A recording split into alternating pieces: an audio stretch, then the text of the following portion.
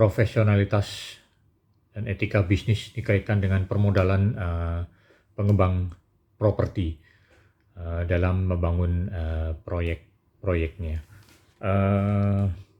Just pengalamanku, pikiranku, logikaku, keyakinanku, pemahamanku, ingatanku, dan pendapatku menyikapi terjadinya dugaan wan prestasi yang dilakukan oleh pengembang besar dalam proyek EM ini, gitu kan, yang membangun beberapa tower apartemen, namun ternyata diduga gagal, dalam arti tidak selesai sesuai yang diperjanjikan, sehingga akhirnya digugat pilot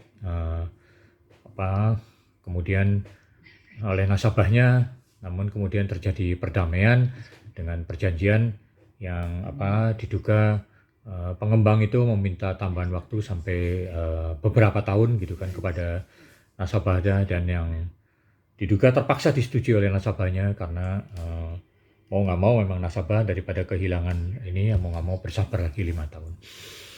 Dalam hal ini menurut saya, gitu kan, sudah seharusnya otoritas dan atau pemerintah, gitu kan, membuat satu aturan, gitu kan, yang benar-benar melindungi nasabah atau masyarakat pembeli properti, agar supaya tidak banyak nasabah atau masyarakat yang dirugikan apabila terjadi fraud atau error atau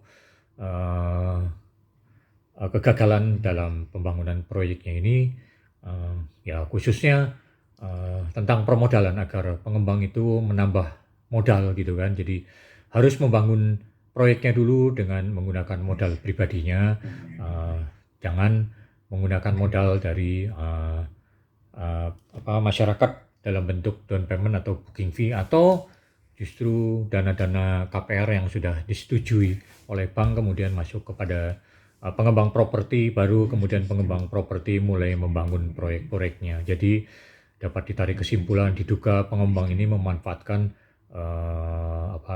dana-dana dari masyarakat baru membangun proyeknya, atau mungkin ya pengembang hanya menggunakan sedikit modalnya, misalnya 25%, kemudian 75%-nya berharap dari dana masyarakat. Nah ini tentu kan apabila terjadi fraud, ya masyarakat yang banyak dirugikan, karena sudah seharusnya menurut saya, gitu kan, akan lebih baik apabila pemerintah atau otoritas, gitu kan, memberlakukan peraturan yang mengatur bahwa pengembang itu wajib membangun proyeknya dulu itu fisik minimal 50% atau 75%, baru diperbolehkan menjual kepada masyarakat propertinya, gitu, sehingga masyarakat yang membeli properti itu minimal sudah mendapatkan fisik 50% atau 75%. Syukur-syukur aturan itu sudah lebih tinggi lagi, sehingga masyarakat begitu membayar pembelian propertinya baik dengan cara tunai ataupun tunai keras ataupun tunai berjangka ataupun kredit melalui bank, gitu kan, minimal sudah terjamin lah, gitu kan, fisiknya, gitu kan. Nah, apalagi dalam hal misalnya pembelian yang dilakukan dengan kredit melalui fasilitas perbankan, sudah seharusnya pula perbankan juga melindungi nasabah debiturnya, ya kan, dengan memeriksa perizinan dari pengembang, gitu kan, apakah sudah lengkap semua perizinannya termasuk IMB-nya, gitu kan, agar supaya termasuk juga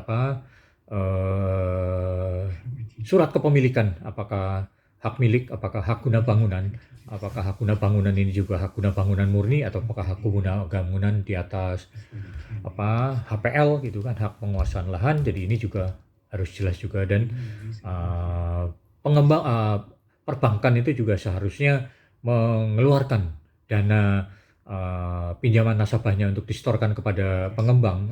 Menurut saya sebaiknya juga setelah semua perizinan lengkap, dan akan lebih baik lagi apabila aturan itu sudah diperjalankan, yaitu minimal bangunan fisiknya 50% atau 75% sudah jadi, sehingga juga akan pihak pengembang aman, pihak nasabah aman, pihak perbankan juga aman, gitu kan. Karena biasanya, gitu kan, pemilik dari pengembang properti adalah orang-orang the have yang tentunya mereka memiliki cadangan uang tunai yang besar gitu kan. Jadi tidak ada salahnya gitu kan peningkatan modal bagi pengusaha properti gitu kan, diberlakukan lah oleh pemerintah agar mengurangi permasalahan yang timbul dengan kejadian-kejadian seperti yang terjadi pada proyek EM ini gitu kan. Meskipun terjadi perdamaian setelah adanya gugatan pilot, namun tetap ya kan masyarakat banyak yang diduga dirugikan dan komplain gitu kan. Minimal setidak-tidaknya menerima fisik bangunannya tidak sesuai dengan dugaan kontrak yang sudah disepakati bersama oleh nasabah, pembeli dan pengembang. Jadi hal ini menurut saya sangat serius. Sudah seharusnya bagi pemerintah untuk memikirkan perlindungan kepada nasabahnya, karena ada undang-undang juga perlindungan konsumen gitu kan. Namun dalam kenyataannya terkadang tidak dapat membantu, diduga membantu konsumen gitu kan yang mengalami kerugian dalam transaksi dengan korporasi gitu kan. Jadi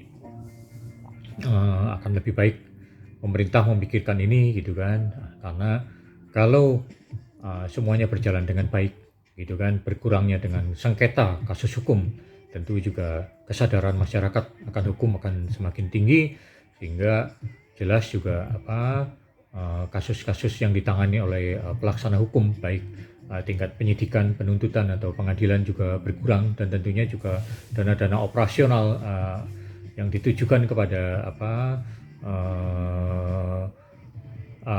pelaksana-pelaksana hukum ini yang diambil dari APBN juga akan berkurang, sehingga dana-dana APBN itu bisa dimanfaatkan untuk kepentingan yang lainnya, misalnya pembangunan infrastruktur atau peningkatan lapangan kerja bagi masyarakat.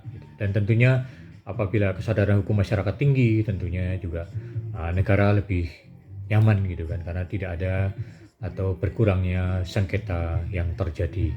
Itu demikian harapan saya agar supaya pemerintah dan otoritas mempertimbangkan agar supaya kasus-kasus serupa yang terjadi pada proyek EM ini tidak terulang kembali, yaitu harus disikapi dengan serius dan tegas. Demikian, semoga bermanfaat. Salam sukses dari Elemen Hotel Bali. Yes.